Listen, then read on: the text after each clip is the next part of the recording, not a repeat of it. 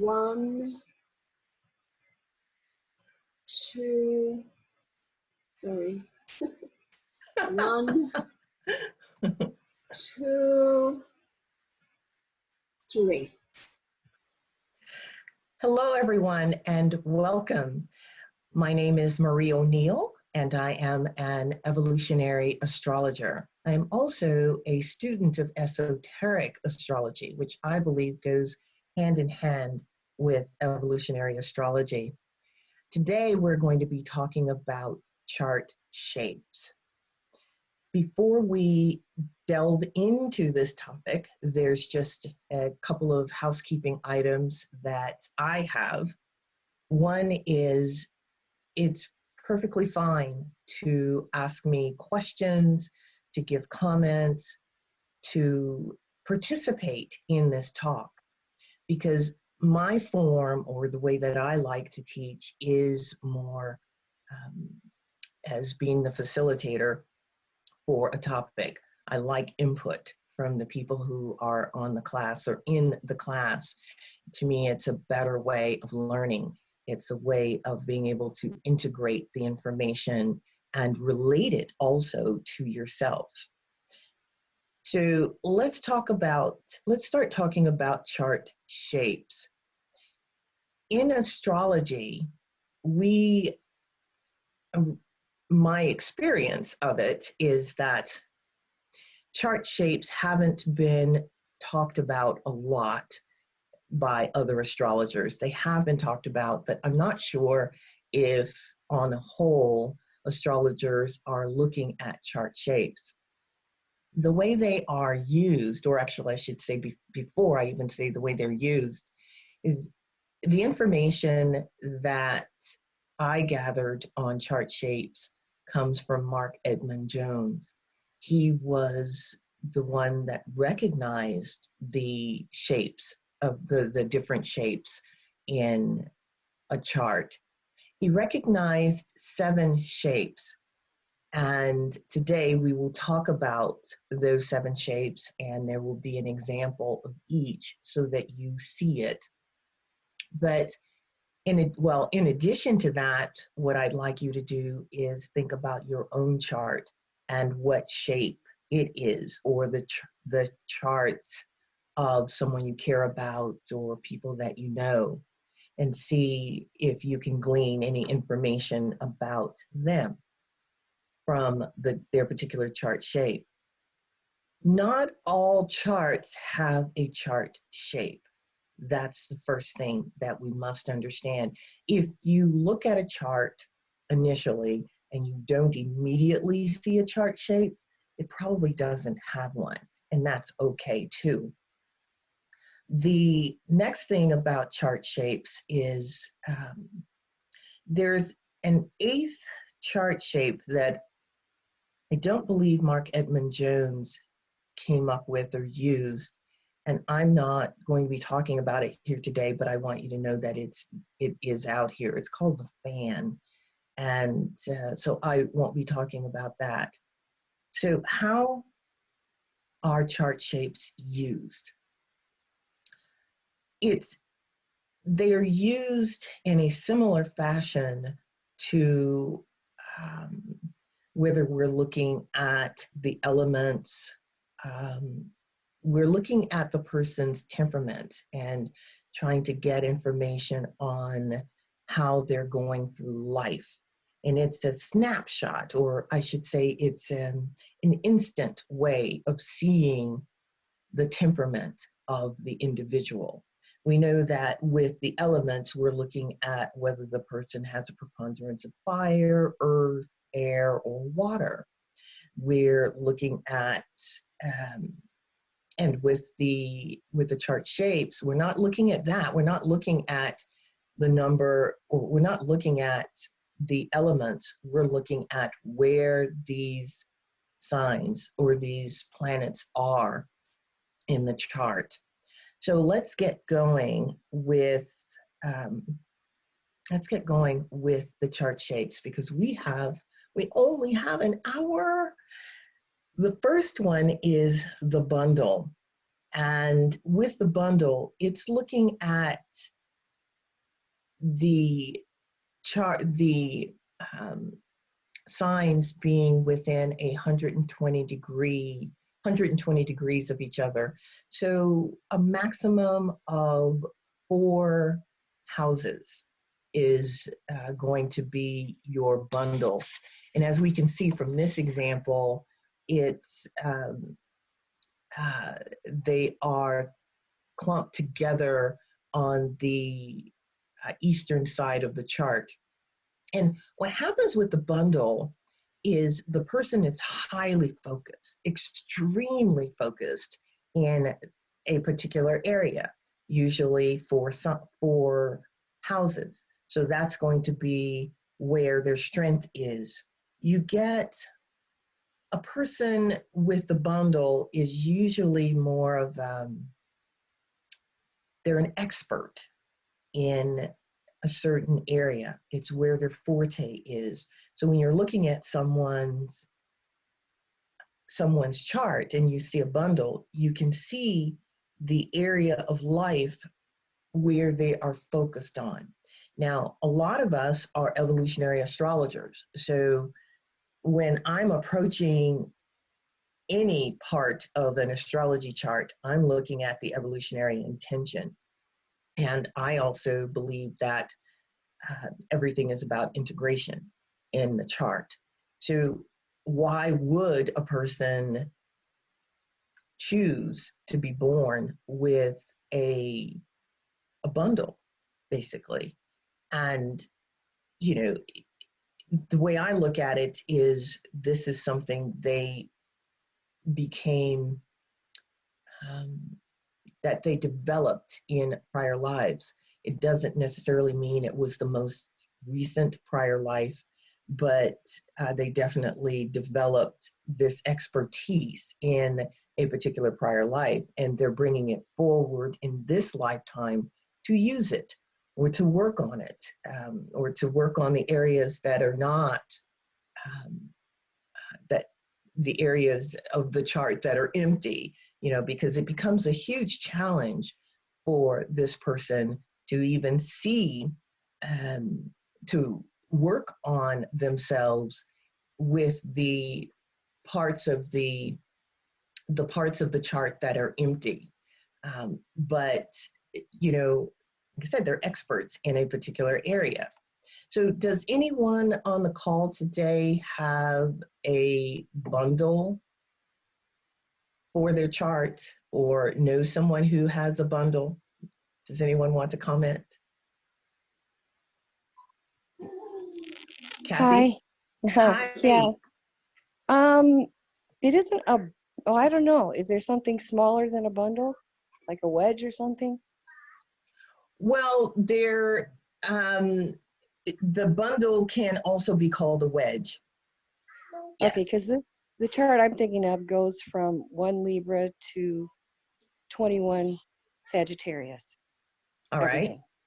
Everything. So their Yeah. chart is really all about relationship, isn't it? Or balancing and Yeah, because most of that is Libra 4th house. yeah. And so how is this person experiencing that? Do you know? Uh, well, okay. First of all, 22 Cancer ascendant and 22 Libra Pluto. So yeah, rough Okay. time. Very rough time. Is that, are you referring to yourself or someone you know? No, it isn't mine. It's Okay. someone else. So now is this person then they're extremely focused on family or Um, Family's very important, but they just struggle. They just struggle to make it work. and is So I that don't know. because okay, but you're looking at the 4th house there, so Right, and there's um Jupiter, the IC, and yeah. Saturn, and then yeah, And almost you know what? everything. Okay. And so Scorpio. this is what I would do with when I see someone with, um, well, with any of the shapes for that matter, I'm going to look at their nodal story to see what their intention is But Okay, with, that would be the Aquarius South Node, yeah. yeah, so that's going to inform you even more. But the Right. bundle, it does, well, these chart shapes really tells you what the person is focused on, and whether they're this person with, if it's going to be in the northern hemisphere of the chart, then they're more inward too, Right. because it's it's below the horizon. So it's going to be very difficult for that person to come out in the public, or say be a public speaker, for example, or be on stage, or whatever. It's going to be very difficult for them. And I don't know that their focus would even go there. When I am looking at someone with a bundle shape, for them to get their self-esteem, they really do need to, they need to focus on what they're good at with that bundle, because that's going to be an asset. They have to turn that, if they're struggling, they have to look at working on those planets in that particular area of their life to raise their own consciousness, to work on raising the vibrational pattern of those planets. And it could be also I believe it would be their evolutionary intention to come in with that particular configuration so that they can work on it. As a matter of fact, they're probably forced to work on it. I mean, they don't really have a choice. Yeah. Well, they do have a choice, but everybody has a choice. They can not work on it and have their life be in complete chaos, or they can learn to set boundaries and, all the things that Libra has to do. Right. And Sag and Cancer for that matter. So does that help? Yes, it does. Thank you very much. Yeah, You're it's a work in welcome. progress. I can see Oh, that. But it always is. Let me show you guys a chart that I have here. Does everyone know who Harrison Ford is? yes. Okay. Well, Harrison Ford has a bundle, and he's considered a hero. I mean, if you look at his chart, he has Jupiter and Mercury on the MC. But look at he's got the Cancer up there. So he's highly focused out in the public. He's Indiana Jones, for goodness sake. And his South Node, of course, is in Pisces, which plays into the, the wanting to, 10th house, the sun, Jupiter. I mean, those are the kings, pretty much. The king, the sun, and the king. But having more of an altruistic tendency. He's the epitome of the bundle. Now, how he is at home, that's another story. I mean, he looking at the fourth house, there's nothing there. So, there's Capricorn there, of course, but look at where he lives. Where he used to live was in Wyoming, where he could be more isolated and, and have more of a quiet life. So, yeah. Any other comments on that? I've got some. No other. Okay. Yes, So, Marie. Yes. Yes. It's Linda. This is an interesting chart.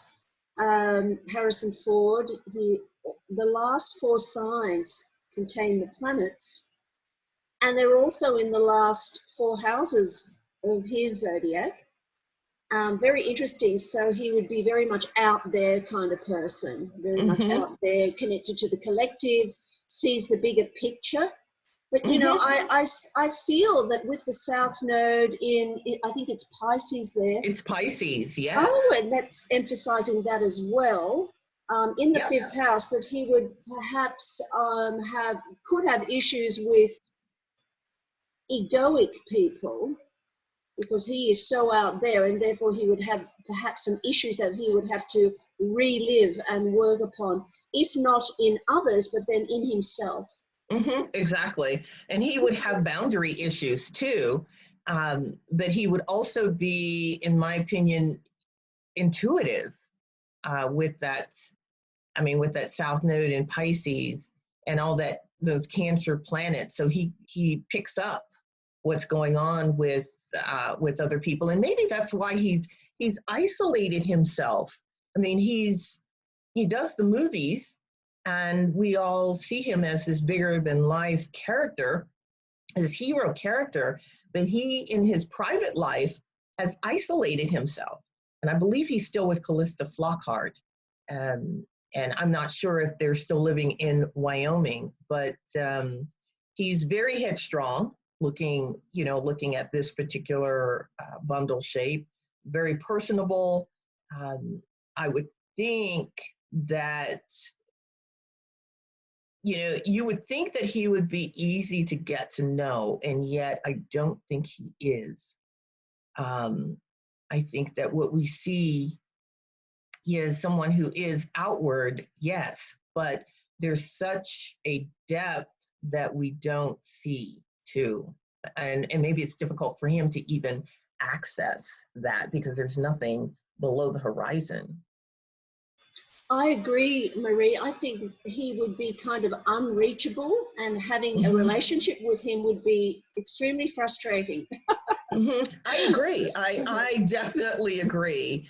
But outwardly, it's almost as though he's able to camouflage his inward insecurity by being forward and being the hero. So he's telling the world how you can interact with him and not really get to know the man. I don't think we really know the man.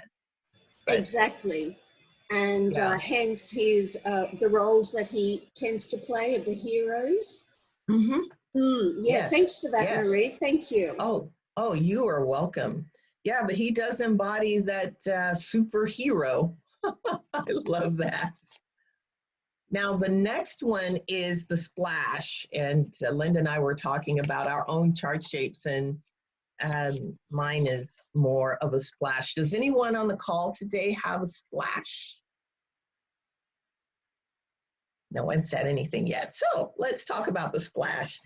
With this one, the pattern or the planets are really, they're all over the place. So the person is, they have a lot of different interests.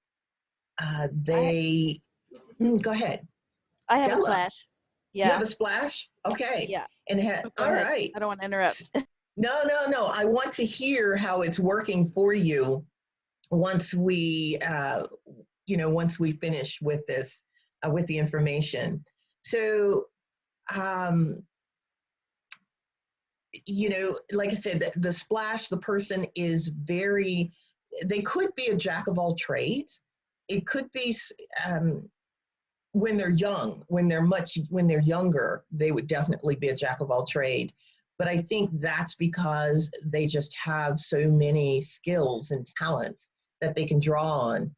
And it makes it difficult for the splash person to focus and concentrate on one thing, which is, by the way, the goal. I mean, what I find with myself is I don't read just one book. I have two books that I'm reading at once.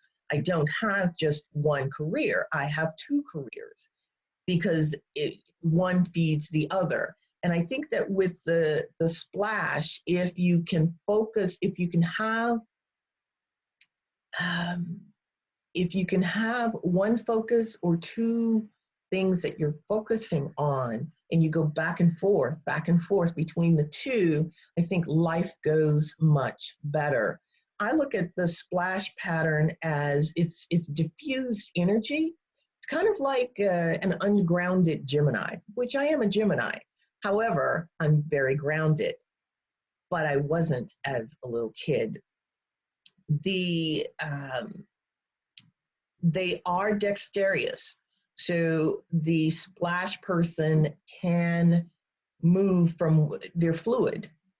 So they could be a really good actor. They could be a good chameleon. So with the, when I look at the evolutionary intention of the person with the splash, to me, their challenge would be to focus on one thing, because my goodness, there's this thing over there and over there that I'm just good at. And so how can I focus on one thing? But that is the adaptability of the splash is an asset. And as long as the person with the splash knows that they are adaptable, but still able to focus on a couple of things and structure their life, splash really does. The splash really needs structure, but doesn't like structure.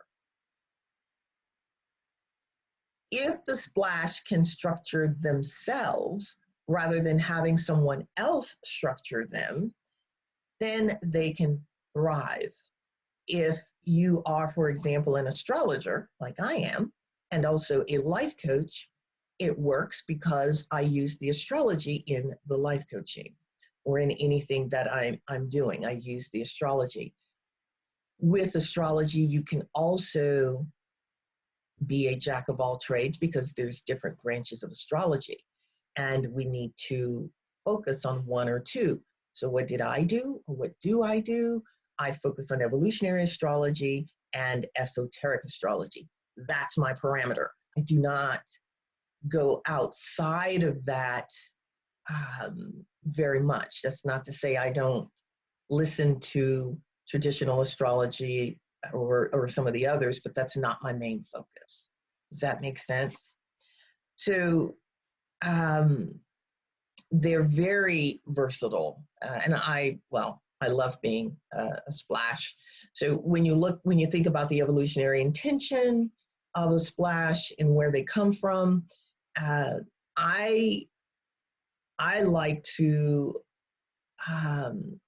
look deeper into the splash to see what their nodal story is, to come up with the evolutionary intention for them. But just looking at it as a snapshot, this person is going to be very diversified, and you can talk to them about just about anything because they know enough to hold a conversation about just about any subject. And if it's a subject they don't know about, they will, in a lot of cases, be able to relate to the subject at hand. So the example that I have is Carl Jung, which is quite interesting. But you think about what Carl Jung did. I mean, he was able to focus in a particular area of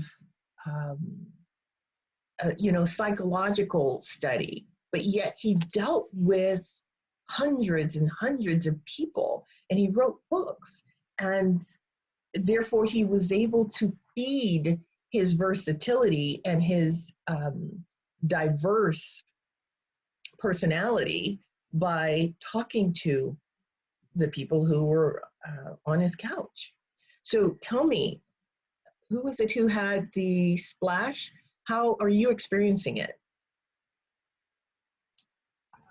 Well, a lot of what you said was really accurate, and I'm working on it now. But I would say I'm reading 12 books at a time. Ah, okay. Which might sound impressive, but it means that I'm not finishing any, Yeah.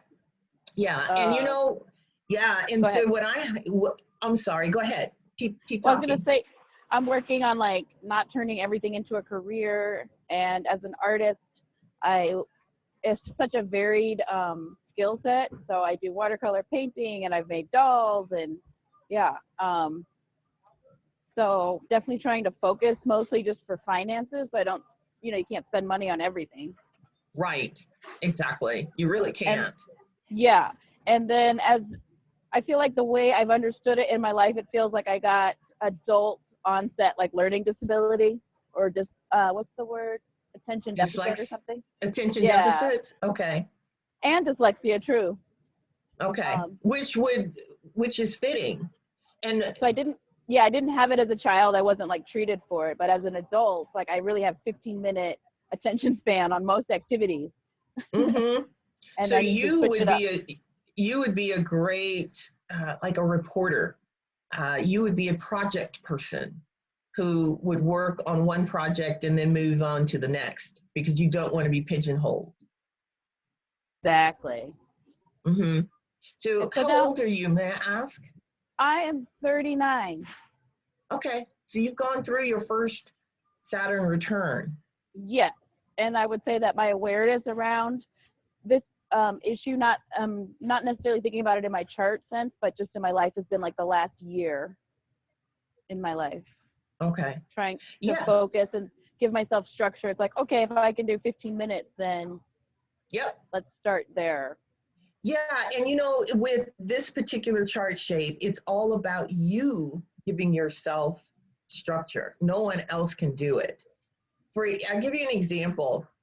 I'm learning a new language. I know that I'm not going to be able to sit down in anyone's class, not because I don't want to, but because I'm busy. So I also know that my attention span is maybe 30 minutes with studying. So I commit myself to 5 days a week working 30 minutes online with the subject. And I have to be okay with it taking me longer to master this language because I'm only studying for 30 minutes, 5 days a week. And it was the same with writing a book. Last year, I wrote a book. This coming year, I'll work on publishing it, but I wrote it last year. But in order for me to do that, I had to consciously make a decision that I was going to work for an hour and a half, 5 days a week, giving myself days off. I set the parameters myself and stuck to it. That is the way a splash person has to work to get anything done. And so when you're working in splash, people tend to work for themselves. But if they work for somebody else, it has to be someone who understands their need for freedom, because you'll start to feel that you're in a cage if your freedom, because freedom is so important for a splash person. So does that help at all? Yes, totally. Thank you. Okay, you're welcome. Let's move to the next one. Does anyone have any comments on Carl Jung's chart? No, Marie, but we do have a comment from somebody in our Facebook Live audience. Okay. Okay, great. Phoebe says she has a splash chart with a handle in the 10th house. Is that possible, to have a handle to a splash chart? Not that I know of. I guess anything is possible, but yeah, me too. I've not heard of that. That's more of a bucket. If you've got a handle. Exactly. Perhaps we should, when we go to the bucket, Phoebe can check out your information and see which one applies. Right. Thank that would you. be good. Okay. Thank you. So the next one is a locomotive. I love the locomotive. It's with this one, we have a as you can see with this example, all of the sign, you've got 3/4 of the chart filled with planets, and a quarter of the chart is empty. When you're looking at the locomotive, you're going in a clockwise direction. The furthest planet in a clockwise direction is the driver of the chart. That particular planet has the most emphasis, and all of the other planets have to pretty much follow suit. I mean, the agenda is set by that first planet. And so, like I said, all of the planets are contained within basically a 240-degree angle of the chart. And then you have the caboose, which is the last planet. And the caboose has to really, that's the tail end.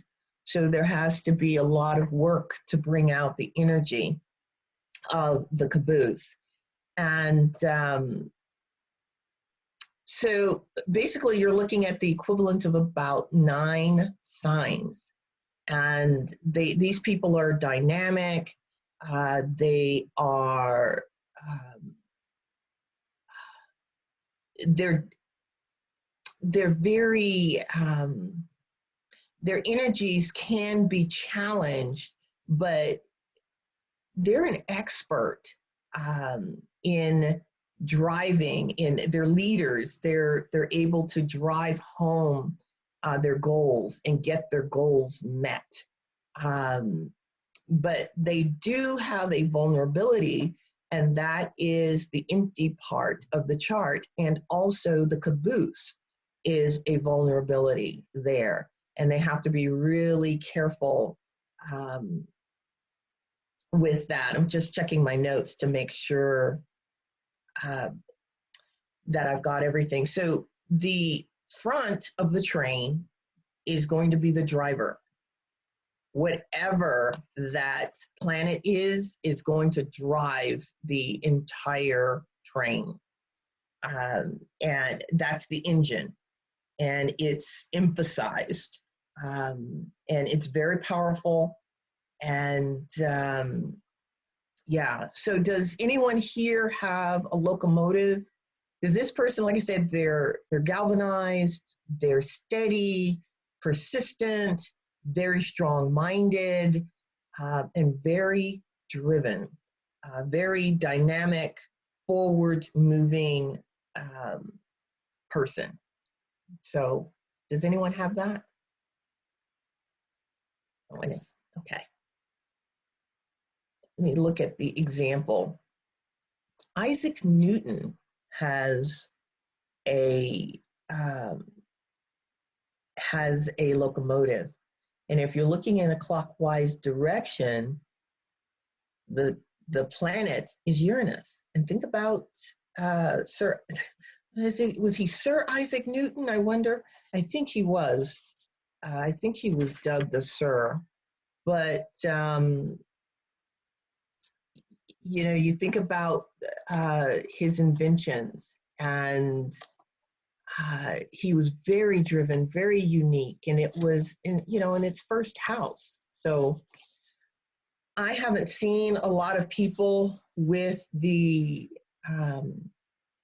with this particular configuration, but you can say that they're almost geniuses. I mean, maybe not, but very just very dynamic people. And they initiate. These are the initiators. And you see here, the moon is at the tail end of this. So his emotions, that would have been where he would have found difficulty. Okay. So he was, like I said, an extraordinary scientist of great divine importance. And he was painted by, his locomotive is on exploratory and unorthodox Uranus. So that's the scientist planet. The next one is the Seesaw. And this one is, in my, the way I look at this, is a lot of oppositions, because the Seesaw has the planets are grouped to form tight positions. Usually they get two different types of experiences. So when you're looking at the chart, you're looking at an opposition. And in this case, the entire chart is made up of either conjunctions or oppositions. So it's either this or that. It would be, an example would be an out of balance Libra who was having difficulty making decisions because of the, they can see both sides of any issue. This is the archetype of the seesaw. They are their duality. They have a lot of tension within them because if they choose one thing, then they feel they have to let go of the other option. So their evolutionary work is to integrate both sides to find the middle ground, which is a lifelong project for a person with the seesaw. And it's very difficult for this particular chart pattern because it's them versus the other. If it's the west versus the eastern part of the chart, or inward versus outward, if we're looking at the southern hemisphere versus the northern hemisphere. So what they usually need in their life is someone else to help them make decisions, to help balance them out. These people, they usually find that person through their mate, whoever they are married to. So with our example, we're looking at Frank Sinatra. How many of you guys, I hope you know who these people are. I'm not, I never know when I pick my examples if everyone is going to know who they are, but Frank Sinatra is an icon, or was an icon here in America. And this man, his life was just that. He had lots of problems in relationship, but he was a loving father, and from what I've read, a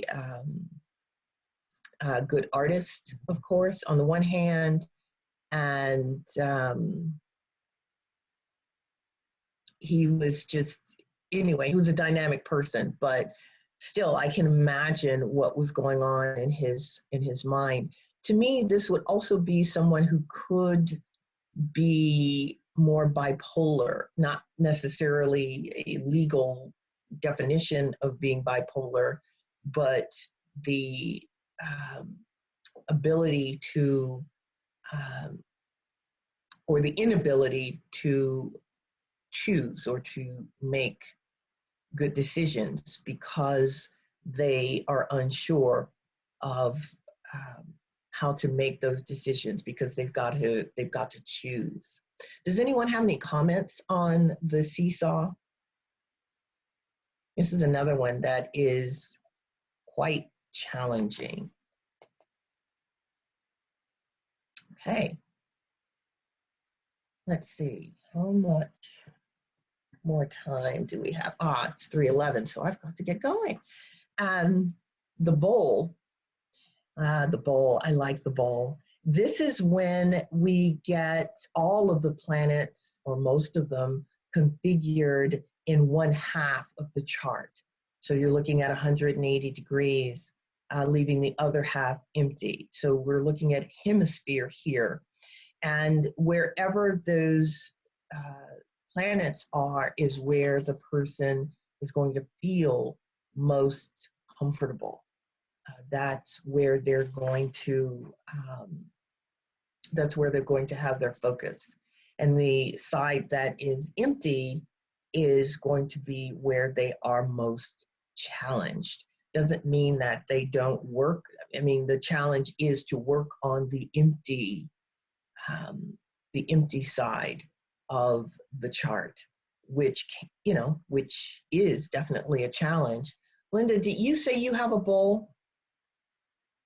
Or do you have a... mine's a bucket. And yours a bucket. Up. Yep. Okay, Yep. okay, okay. So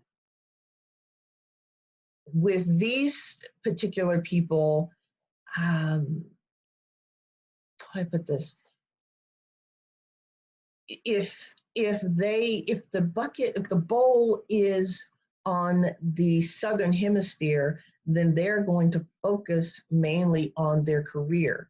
They're going to focus on how they're seen in the world, and, you know, everything above the horizon. If the bowl is on the northern hemisphere, then of course it's family. They're more of an introvert. And I've also seen where people, it's interesting, I've seen people who have their planets in the northern hemisphere and they're not introverts. But I think it's because they've actually worked on it. But anyway, and you get the picture with the bowl. If it's on the Western hemisphere, then they have to have help from others. If it's the Eastern hemisphere, then they have to initiate and come up with their own ideas. They don't necessarily, they have to actually ask for help if they need it. But that would be an issue for someone with a bowl shape on the Eastern hemisphere, because they probably don't know how to ask for help. And here again, you want to look at the nodal story to find out what their evolutionary intention is. They can have feelings of, they're very dependable, though, the people with the bowl, because they're highly focused in a particular area. They are trusting. There's somebody who, they are safeguarded, so they can be trusted, but they do and can safeguard their feelings. So let's look at an example. Alfred Hitchcock. Alfred Hitchcock, if you're looking here, he had to depend on his wife, actually. Excuse me, which is interesting because we look at Alfred Hitchcock, who was a director here in America. He directed The Birds and, Alfred Hitchcock Hour, but he was a tyrant to work for. However, he did depend on his wife almost 100% to help keep him grounded and keep him focused. Any questions on the bowl? No questions? All right. Oh, I do have a question. Oh, okay. Marie, the bowl, the midpoint of the bowl, which here is kind of between Mars and Mercury, do you use that point? I have not used it. However, I can see where it would be most beneficial to use it, because that could be the focal point of the bowl. That could be and you look at Alfred Hitchcock with the Mars, like I said, he was a tyrant to work for. That would be the Mars, but the Mars here is in Libra. And in his relationships, though, with his actors, I mean, look, I don't know if you know his story, but what he did to Tippi Hedren was horrible, was hideous. Yelling and screaming and forcing her to do things she didn't feel comfortable doing. Yeah, I don't look at it. Do you look at it, Linda? Yes, I do. And how do you see it? exactly the same. It's the focal point. And yes, because his Mars is ruled by Venus in Leo in the sixth house, and that can mean sadomasochism. And That's what he, yeah, yeah. exactly, and difficulty in all of his relationships, absolutely. But what I've learned about the bowl is they have something to give and something to offer. So he had a good purpose in the end through his films, I suppose. He did, and I'm amazed that he was able to stay married to his, well, he depended on his wife, but I don't know, I haven't read anything about what his personal life was like as far as whether or not he was angry all the time at home. But he was definitely a perfectionist and had to have everything his way. And So I suppose brilliant people can be very difficult too. They can be. Not all of them, of course, just in this case, yes. Yeah, and he did have the moon in Scorpio and Jupiter in Scorpio too. So maybe that also contributed to how he was. Yes, and it's in the eighth house, and that Jupiter is very close to the eighth house cusp, which was his ability to really scare people, right? Oh, yeah. yes. And that was his specialty. I mean, when you think about what is it, vertigo and all the psychological, he was into psychological thrillers. And we all know who he is because of his movies and how he was brilliant. You just wouldn't want to work for him. So Absolutely. Thank you, Marie. Oh, you're welcome. So the next one, of course, is the bucket. And this one, it's a bowl with a handle. And that handle can be one planet or two planets. And those planets become I should say, extremely important because everything is fed into those planets that form the handle. So that handle carries a heck of a lot of weight. And like I said, you usually have the two planets, they should be within about 8 degrees of each other to be considered the handle. And everything else is an opposition. This is how you determine the bucket. And so the strengths are basically represented in the occupied part of the chart. So wherever the planets are, that's where the person's strength is. And their goals and their direction in life is focused on the focal planet or planets, if there's two. That's where their goal is. And this is where the person expresses their energies and where they want to achieve. This is basically similar to the bowl, because we do have the oppositions, or I'm sorry, we do have the bowl shape there, and that's how it's similar to the bowl. They have a strong desire to be an active part in mainstream society. They want, a lot of times they want to feel that they're making a difference, that they belong.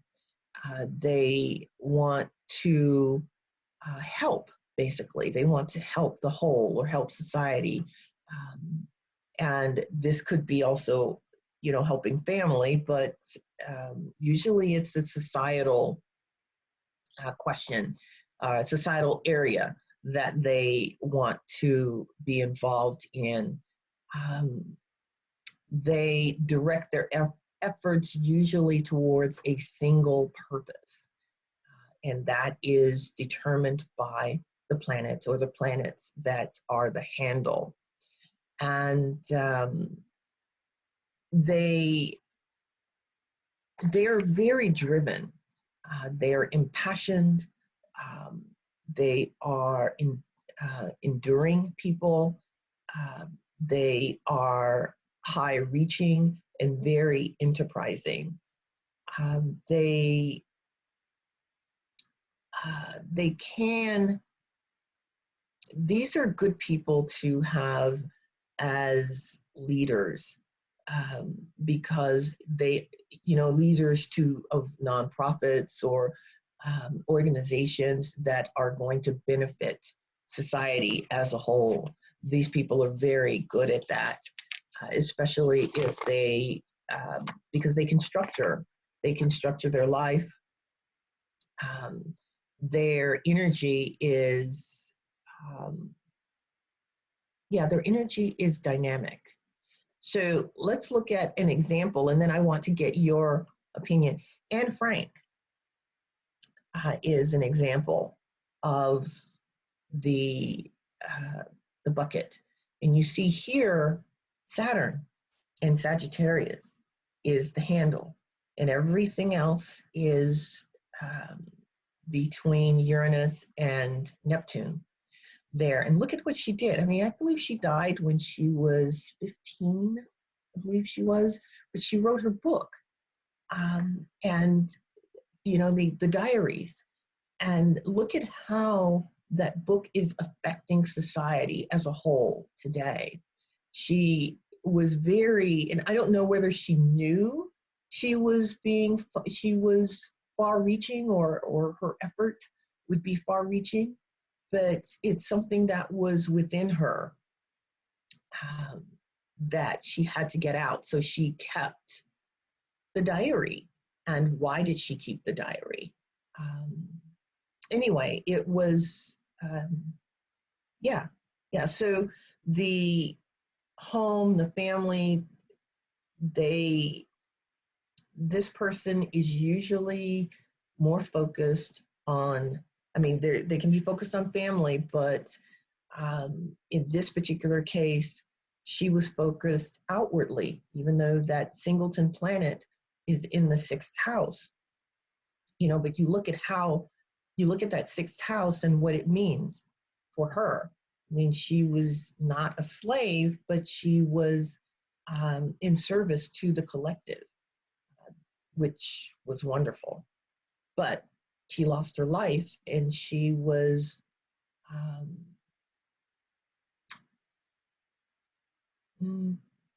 that was probably her dharma, to do that.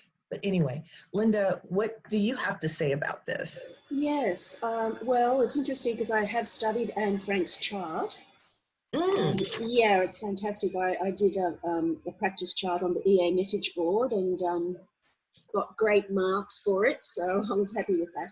Anyway, my chart is similar to Anne Frank's. I have Mars as the handle to my bucket, and my Mars is in the 6th house.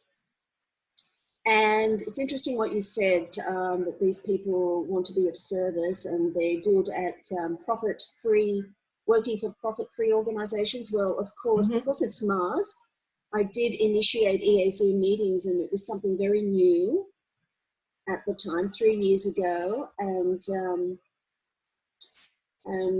Yes, so my special talents, as I've just learned from you, lie in the universal sector and in the sector of self-development. And that, so I work very hard, very dynamic with that Mars in the 6th, but also, and I know you will definitely agree with me, that we must look at the whole chart and to try and work out, of course, to work out the evolutionary intention behind it all, and to ask the question, why do I have a bucket chart? Now, I do have a Libran ascendant, and so, and Mars is the handle to my bucket. So there's that same, the oppositions there, working together and having issues around that and having to work through issues around that. And And finding balance with it. and finding balance, yes, absolutely. Yeah. And I have had some health issues as well in that sixth house, but everything you said was totally accurate. And yes, I'm really enjoying it. Thank you. Perfect. Oh, Thank you. before I go, I do have one more question here from Phoebe in our Facebook live audience. Okay. She's the girl who wrote before saying that she had a splash, but it was actually a bucket. Okay. Okay. Good. So Good. the handle to her bucket is Jupiter in the 10th house. She says she finds it difficult to get herself, she has to structure herself and finds it difficult to get herself moving. So next year, she's going to become a yoga teacher. And so, you know, the handle is Jupiter in the 10th. So do you have any thoughts on that? Well, what sign is it also? She hasn't put in the sign. What's the Okay. sign, Phoebe? Let us know. I think there's a bit of a delay with Facebook. Okay, so that's fine. I'll let you know as soon as I know. Well, with Jupiter, you know, we're looking at, of course, spirituality, education. I mean, oh, excuse me. Yes. It's in Pisces, of course, and Neptune is right on it at the moment. Okay, perfect. I mean, becoming a yoga instructor would be, that is perfect, because that's also for the collective. You're looking, Jupiter is, of course, Santa Claus, and it's in the 10th house. So this becomes your mission. What you're doing is, and you're beginning the process of either finding your mission, or this is part of your mission. And with it being Jupiter in Pisces, it's all about spirituality and finding and see, here's the thing. You must find the inner balance and your own inner spirituality before you are allowed by the universe to give it to others. Does that make sense? Because with Jupiter, like I said, everything is going to be pushed towards Jupiter, and I love what you're doing. Make sure that you stay grounded, because you're looking at Jupiter in Pisces, and the polar opposite, of course, of Pisces is going to be Virgo. So make sure that you have your structures, your systems, and all of this. You cannot just stay, I mean, you want to make sure that Jupiter in Pisces is as powerful and as healthy as it can be. So you must look at its opposite, which is whatever planet is with Virgo. So that you can keep your... I'm sorry, she does have Mars opposite in Virgo. Okay, perfect.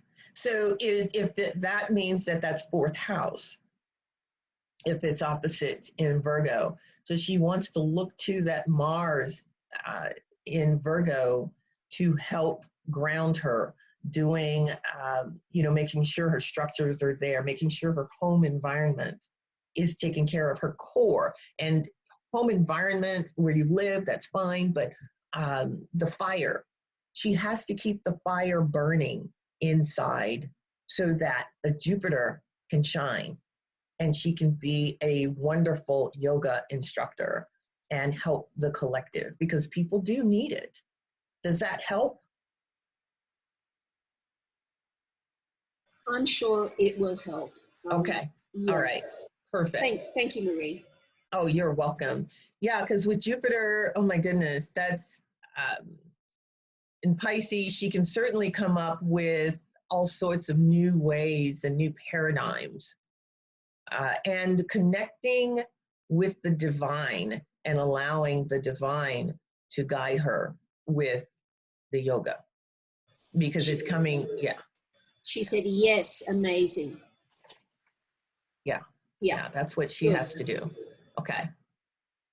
So the splay, it's interesting because the splay is it's similar to the splash, but the difference is with the splay, you have usually a couple of sets of 3 planets in a chart. So if you look at this particular example that I have up, you have 2.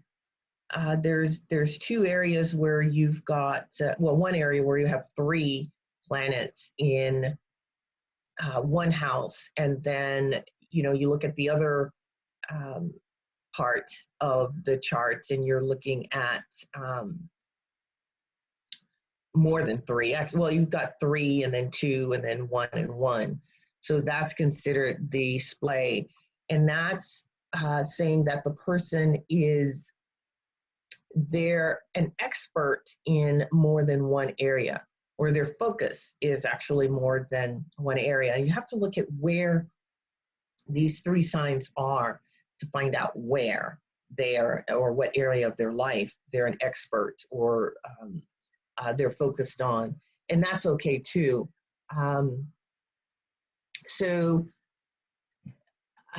With the splay, the person isn't necessarily concerned with the rules of society. They usually have their own way of doing things and their own approach. So this person has a specific set of skill sets, and they are they can, however, find it challenging to find the link between those skill sets. So you could have someone who is maybe they're a business person, but they're also a carpenter, but their business is not in carpentry. They might have a difficult time finding the link between the two, but they have enormous talent and potential, and they need to set a deliberate intention to develop their skill set in a couple of different areas. And this one is, I love the splay, but I don't see it, I haven't seen it as much in charts. But anyway, they sometimes have difficulty, like I said, in finding the relevance between the different skills, because they're in different parts of the life, and they have to find a way to integrate those different skills. They are self-assured, though. They have conviction, and they do seek balance in their lives. Lena Horne, she is the example that I have of a splay. And for those of you who don't know Lena Horne, she was an African-American actress here in America, found but also a wonderful singer, wonderful voice.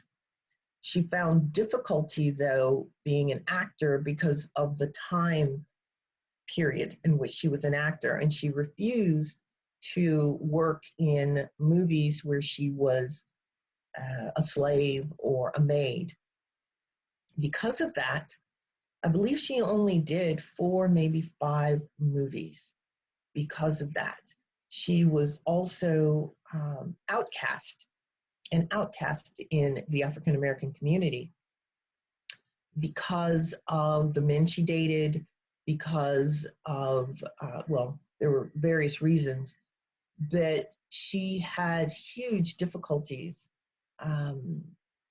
in life, but she had these skills. I mean, you think about her focus. She also worked for the collective because she had Pluto in the 4th house. So, Pluto is also collected. The 4th house is our roots. And so I also look at the fourth house. I don't look at it as karma because that's, of course, a Saturn, wherever Saturn is. But with Pluto in the fourth house, I would look at the karma that she was dealing with that would have been dark. She had the three planets, Pluto, the Sun. Well, actually, she had Pluto, the Sun, the South Node, and Venus. Venus is not conjunct, but anyway, if I'm looking at her chart like the way it is, she would have had enormous difficulties internally with being ostracized in the community, being ostracized in the theater or in the movie industry also, and having to focus on her creativity in other ways, the singing.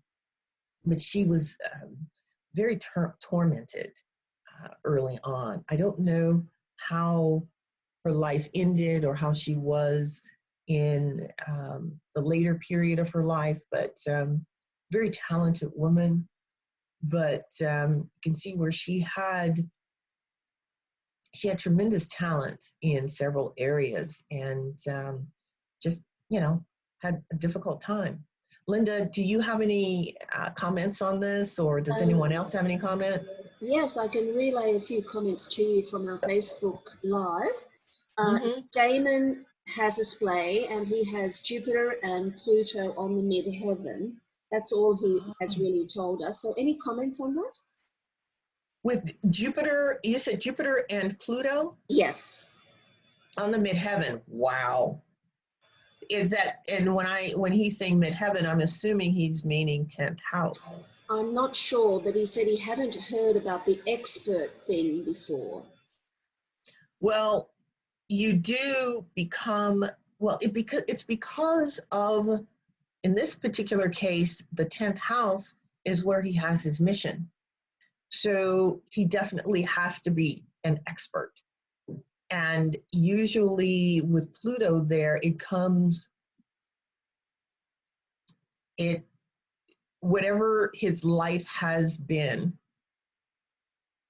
there's been, of course, there would have been a tremendous amount of pain involved with Pluto there, and Jupiter would have expanded it, but then that would be his gift. Yes, the 10th, he said, is the 10th. The 10th, okay. Yeah. Yeah. So whatever his life experiences are and will be, that becomes a part of him being forged and how do I put it? I'm using the word forged because what I'm seeing is like the Vulcan taking the tool that is him and hammering it into a better tool. Purification. He's gone through and I would believe still going through a lot of purification so that he can do whatever his mission is, which is very Plutonic and Jupiterian. And so he becomes a teacher also of looking, because, we're looking at Jupiter, and I have no idea what sign it is or anything like that. But at this point, with Jupiter and Pluto, it's really helping other people who have gone through a lot of trauma. It's Virgo. It's Virgo. Okay. Coming up with systems, helping other people. But he has to do it for himself too. But he would be talented with helping other people come up with systems or ways for them to see things in a different way, to see life differently, to heal themselves. Yeah. But he would be, yeah. I'm just saying that's like, yeah, go ahead, you continue. No. I'm just saying that with this configuration and with this particular configuration, and also because he's got Jupiter and Pluto there, he would have an immense amount of conviction. And that's a good thing. The trick is, well, it's not a trick,